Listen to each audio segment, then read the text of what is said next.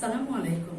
Shimul memorial north south school and college কর্তৃক আয়োজিত online ক্লাসে আপনাদের সকলকে স্বাগত।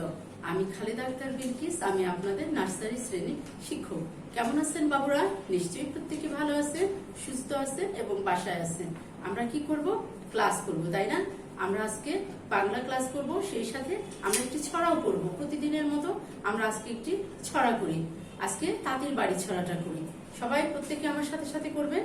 তাঁতির বাড়ি ব্যাঙের বাসা, উল্লা ব্যাঙের ছাল, খায় দায় গান গায়, তাই রে নাই রে না। প্রত্যেকে করেছেন না নিশ্চয়? তাহলে আমরা কি করব এখন? আমরা শীট করব। তবে শীট করার আগে আমি দুটো কথা বলি। সেটা হচ্ছে, তোমরা যে পরীক্ষাগুলো দিলে, পরীক্ষা দ্বিতীয় সাময়িক, সাপ্তাহিক, এখানে ছোটখাটো অনেক ভুল থেকে যাচ্ছে। শব্দ লিখতে যে বা ইংরেজি ওয়ার্ড লিখতে যে কোনোটা উল্টা করে লিখছো, কোনোটা ঘর থেকে বের হয়ে যাচ্ছে, এই জিনিসগুলো খেয়াল করতে হবে। ম্যাচিং এর ক্ষেত্রে অবশ্যই স্কেল ব্যবহার করতে হবে। আরেকটা বিষয়, তোমাদের গণিতের ক্ষেত্রে সব সময় তোমরা 2 এবং 2 এই জিনিসটা ভুল করে ফেলো। 2টা কিন্তু একরকম দেখতে, 2টা কিন্তু একরকম দেখতে। তাহলে সেক্ষেত্রে আমাদেরকে অবশ্যই 2টা সংখ্যা এবং ডিজিট সুন্দর করে করতে হবে। ঠিক আছে? এবার আমরা ক্লাস করব। আমরা আমাদের শীট করব। বরাবরের মতো আমরা শব্দ দিয়ে শুরু করি। এবারও দেখি আমাদের কি কি শব্দ আছে। শীটের প্রথমে আসেন, আমাদের প্রথমে কি আছে দেখেন তো। আমাদের প্রথমে আছে, নিচে বর্ণগুলো দিয়ে একটি করে শব্দ গঠন করুন। কি কি বর্ণ আছে? ফ আছে, ব আছে এবং ভ। ফতে আমরা কি লিখবো? ফতে ফুল, ফতে ফুল। তাহলে আমরা লিখি ফুল বানানটি, ফ রস্যু ল, ফুল। বতে কি লিখবো? বতে লিখবো বাঘ, ব আকার ঘ। ব দিয়ে আমরা লিখবো বাঘ, বদে ব আকার, একটা ব লিখেন, একটা ব বর্ণ লিখবেন, সুন্দর করে আকার দিব। আকারের ওপরে কিন্তু কোনো মাত্রা থাকবে না। আর তারপরে ঘ বর্ণটি লিখবো। দেখেন হয়ে গেল, তাই না? এবার ভ, ভতে কি লিখবো? ভালুক, ভতে ভালুক। ভ আকার, আমরা কিন্তু খাতায় যখন আপনাদের দেখলাম তখন দেখলাম আকারের ওপরে আপনারা মাত্রা দিয়ে দিয়েছেন। ভ আকার, ল লিখবো, একটা রস্যুকার দিব, তারপরে ক লিখবো। তাহলে কি হলো? ভালুক। আমি আবার পড়ছি, আপনি দেখেন। ফতে কি লিখেছি? ফতে ফুল, ফতে ফুল। ফুলের সাথে সাথে আমরা ছড়াটাও পড়ব। ফুল দুলছে হাওয়ার তালে, ফুল দুলছে হাওয়ার তালে। ফরসু ল, ফুল, ফরসু ল, ফুল। বতে বাঘ, বতে বাঘ, ব আকার ঘ, বাঘ, ব আকার ঘ, বাঘ। বাঘ থাকে গহীন বনে, বাঘ থাকে গহীন বনে।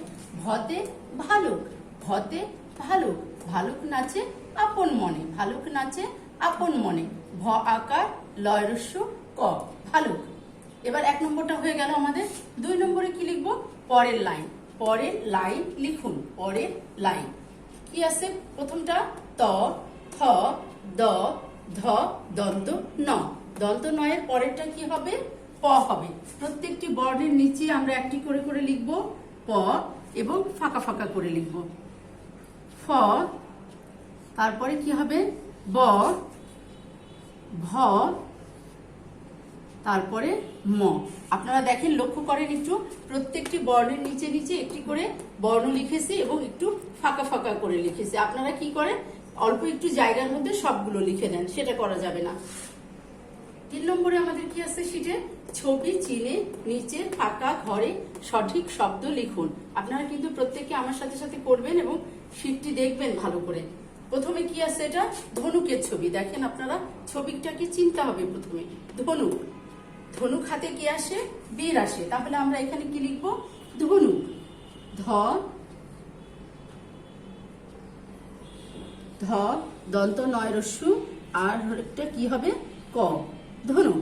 ধনুক হাতে কি আসে? বীর আসে। এখানে দেখেন নৌকা দেখা যাচ্ছে, কিন্তু নৌকাটা কোথায় আছে? নদীতে। আমরা কিন্তু এখানে নৌকা লিখবো না, আমরা এখানে লিখবো নদী। আমরা কি লিখবো? নদী। দন্ত ন, দয়ে দীর্ঘইকার, নদী। অনেকে কিন্তু আপনারা ছবি না বুঝতে পারলে অনেকে দেখা যাবে যে নৌকা লিখে দিয়েছেন, কিন্তু নৌকা হবে না, কারণ আপনারা পুতুলের ক্ষেত্রে এই কাজটা করেছেন। পুতুলের জায়গায় পুতুল না লিখে আপনারা অন্য কিছু লিখেছেন, সেক্ষেত্রে আমরা কিন্তু নম্বরটা কেটে দিব। নদী লিখতে হবে। আর এখানে দেখেন একটা পাখির ছবি আছে, এখানে এটা আমরা লিখব পাখি। পতে কি হয়? পাখি। আমরা শিখেছি পাখি। পাখি ডাকে কোথায়? গাছের ডালে। আপনারা দেখলেন আমি এখানে কিন্তু আকারের ওপরে মাত্রা ব্যবহার করিনি। আকারের ওপরে কিন্তু মাত্রা হবে না, দেখছেন প্রত্যেকটা আকারের ওপরে কিন্তু ফাঁকা থাকবে। তাহলে আরো একবার পড়ি কি কি আমরা ছবি এখানে চিনলাম। সেটা হলো ধনুক, ধ দন্ত নয় রস্যু ক ধনুক, নদী দন্ত ন দয় দীর্ঘী নদী, পাখি প আকার ক্ষয় রস্যি পাখি। ধনুক, নদী, পাখি, ধনুক, নদী, পাখি। ছবিগুলো চিনতে যদি সমস্যা হয় আপনারা আম্মুদেরকে জিজ্ঞেস করবেন এবং সুন্দরভাবে আইডেন্টিফাই করে লিখবেন। 4 নম্বরে আমরা কি লিখবো? 2টি ফুলের নাম লিখুন। 2টি ফুলের নাম আমরা শিখিয়েছি কি কি ফুলের নাম? শাপলা, গোলাপ। কি কি? শাপলা, গোলাপ। তাহলে আমি এখানে লিখছি, আপনারা দেখেন। তালব্য সহায়কার, তালব্য সহায়কার প ল আকার শাপলা। তারপরে আরেকটা কি লিখবো? গোলাপ। গ ওকার, গ ওকার ল আকার প। আপনারা কিন্তু এই দুটো ফুল ছাড়াও অন্য আরো অনেক ফুল আছে যেগুলোর নাম আপনারা যদি জানেন এবং লিখতে পারেন, তবে আপনাদেরকে খেয়াল রাখতে হবে বানানটা যেন ঠিক হয়। আমি আবার পড়ছি, বানানগুলো আপনারা লক্ষ্য করেন। তালব্য সহায়কার প লয়াকার, তালব্য সহায়কার প লয়াকার। খেয়াল করবেন আকারের ওপরে কিন্তু কোথাও কোনো মাত্রা ব্যবহার কিন্তু করিনি আমি, ঠিক আছে? তালব্য সহায়কার প লয়াকার শাপলা। তাহলে আমি কয়বার পড়লাম? আরেকবার পড়ি। তালব্য সহায়কার প লয়াকার শাপলা। এবার আমি পড়বো গোলাপ। গ ওকার লয়াকার প গোলাপ। গ ওকার ল আকার প গোলাপ। গ ওকার ল আকার প গোলাপ। এইভাবে করে করে আমরা যখনই কোনো শব্দ লিখব তখন আমরা বানানটা সঙ্গে সঙ্গে মুখস্থ করার চেষ্টা করব। 5 নম্বর কি আছে? দাগ টেনে শব্দের সাথে বর্ণের মিল করুন। এখানে আমাদের শব্দের সাথে বর্ণ কি কি শব্দ আছে? পাখি, ভালুক, জাতা, শিশু, হাতি, তাই না? পাখি কি কোন বর্ণ দেওয়া হবে? প। প বর্ণটি কোথায় আছে? দেখেন ভয়ের নিচে আছে। তাহলে কি হবে? পাখি হবে প বর্ণ দিয়ে, ভালুক হবে ভ বর্ণ দিয়ে, ভতে ভালুক, তাই না? একটু আগে লিখলাম। জাতা হবে অন্তস্থ জতে, অন্তস্থ জতে জাতা। একবার এটুকু বলে দিই, জাতা জাতা। জাতা কি হবে? অন্তস্থ জতে, অন্তস্থ জ দিয়ে আমরা জাতা লিখবো। তালব্যর সাথে কি হবে? শিশু। হাতি হবে হতে, হতে কি হবে? হাতি। এবার আমরা দেখেন একটু বানানো করি, সঙ্গে সঙ্গে আমরা এবার ম্যাচিং করব বা মিল করে নেব। পাখি প আকার ক্ষয় রশ্মি পাখি, প আকার ক্ষয় রশ্মি পাখি। কি দিয়ে হবে? কোন বর্ণ দিয়ে হবে? প বর্ণ দিয়ে, পতে পাখি। তাহলে আমরা প বর্ণের সাথে এই পাখি যে শব্দটা আছে সেটাকে মিল করে নিলাম এভাবে করে, ঠিক আছে? ভালুক, ভালুকটা কি হবে? ভ আকার লয় রস্যু ক ভালুক। ভ আকার লয় রস্যু ক ভালুক। কি বর্ণ দেওয়া হবে? ভ বর্ণ দিয়ে। তাহলে আমাদের ভ বর্ণটা কোথায় আছে? ওপরে। এই যে দেখেন এইভাবে করে আমরা একটি স্কেল ব্যবহার করে সুন্দর করে ভালুকের সাথে ভ বর্ণটাকে ম্যাচ করে দিব। এবার জাতা, জাতা কিসে হবে? অন্তস্থ জ, অন্তস্থ জতে জাতা। কোথায় আছে? দেখেন তালব্য স তার ওপরের দিকে, অন্তস্থ জয় চন্দ্রবিন্দু আকার ত আকার জাতা। তাহলে আমরা দেখি কিভাবে করছি। আপনারা কিন্তু সুন্দর করে করবেন এবং শীটটা যাতে বেশি ইরেজ করতে না হয়।